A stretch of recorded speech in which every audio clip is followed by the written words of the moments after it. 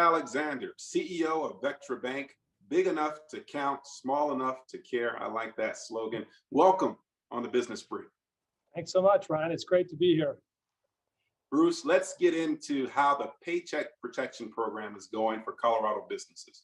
The federal government relaunched the PPP in January with another $284 billion in funding and an increased focus on businesses left behind during last year's program. How are the PPP funds being used and why are they important for small businesses in Colorado? You know, this program, I think, Ryan, has been so important to our country and to small business.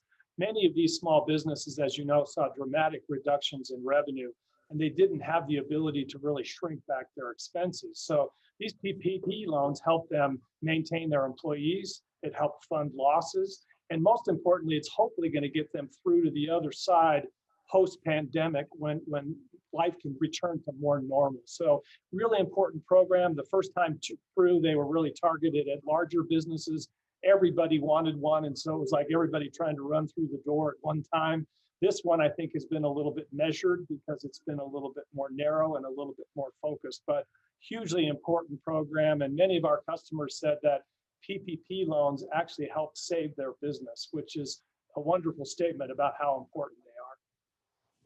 That's great. Now, let's piggyback on that. The Biden-Harris administration and the U.S. Small Business Administration are taking steps to further promote equitable relief for America's mom and pop businesses. To your point, Bruce, getting to those smaller businesses. Right now, we're in that 14-day exclusive PPP loan application period for businesses and nonprofits with 20 or fewer employees, but it ends on March 9th at 5 p.m. Is there more that we should be doing? Well, I think it's great that they focused on this, although many of us in the community bank world have been serving those very clients because, as you know, 95% of the businesses in Colorado are very small businesses. So our average loan size has been less than $120,000. So we have been focused on that group.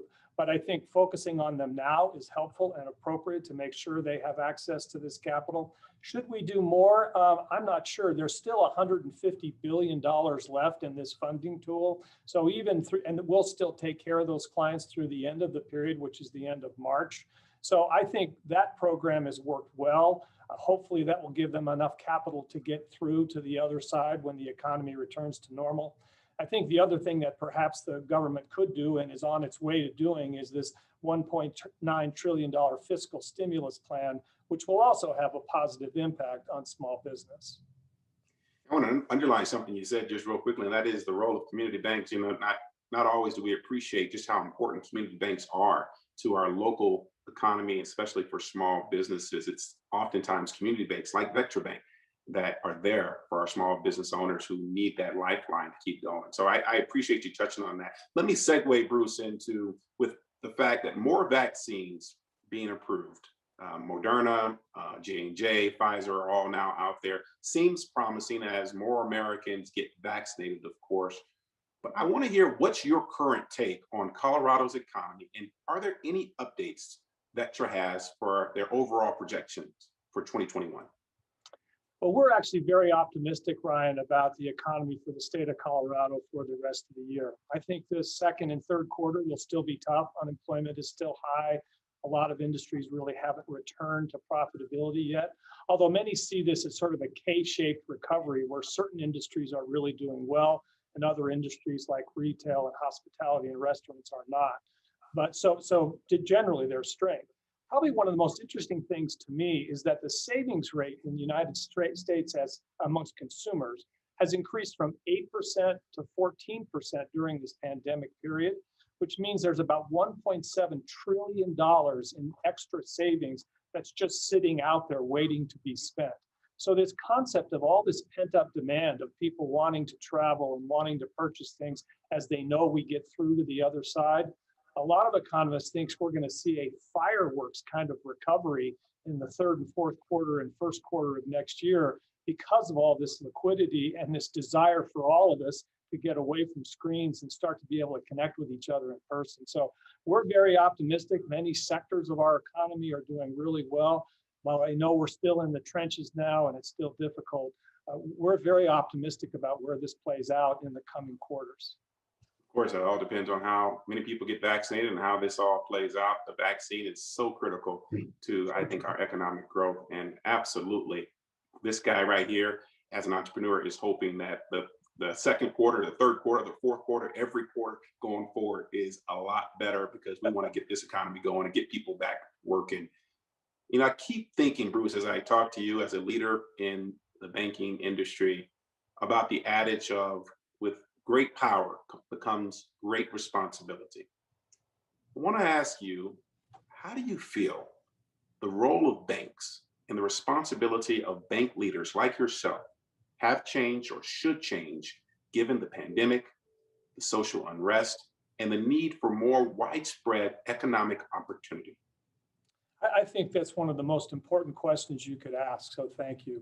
You know, bankers, me in particular, our entire careers, we've been engaged in the community, always trying to add value to various factors in the community. But in this state and time, it is more critical than ever.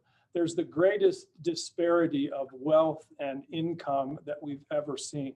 And that's creating significant societal problems, I think, in our community. When you look at the social unrest, the need for really being sensitive to creating a more diverse workplace and inclusion is just so critical. So many women have left the workforce as a function of this pandemic. We have to address that. The unemployment rate is much greater amongst low-income people. We must address that. As a bank, I think one of the things we're really focusing on is what can we do better and differently as it relates to providing loans and capital to minority-owned businesses, women-owned businesses, and veteran-owned businesses. So I think we all need to change our scope and our focus to become engaged. We need to reach out, partner with different kinds of communities than we've usually worked with. And I think as we do that as bankers, because bankers are sort of the grease of the economy, you know, and if we can provide that capital, if we can provide that inclusion, if we can be more aware of the challenges ahead of us, I think we can make a huge difference. It doesn't even stop there. Affordable housing is another thing we're being very proactive on and trying to make sure that we can solve that problem for our community. And even things like climate change and global warming, banks can be participants in that process. I'm working on a group right now that's bringing environmental groups together with business groups to make sure that we've got a positive agenda going forward. So probably the most important time in my 30-year banking career that we just have to be engaged in these issues because the need is so significant. Bruce Alexander with Vectra Bank, great to have you. Best wishes to you, the team, and all of your customers. Thank you so much. Great conversation.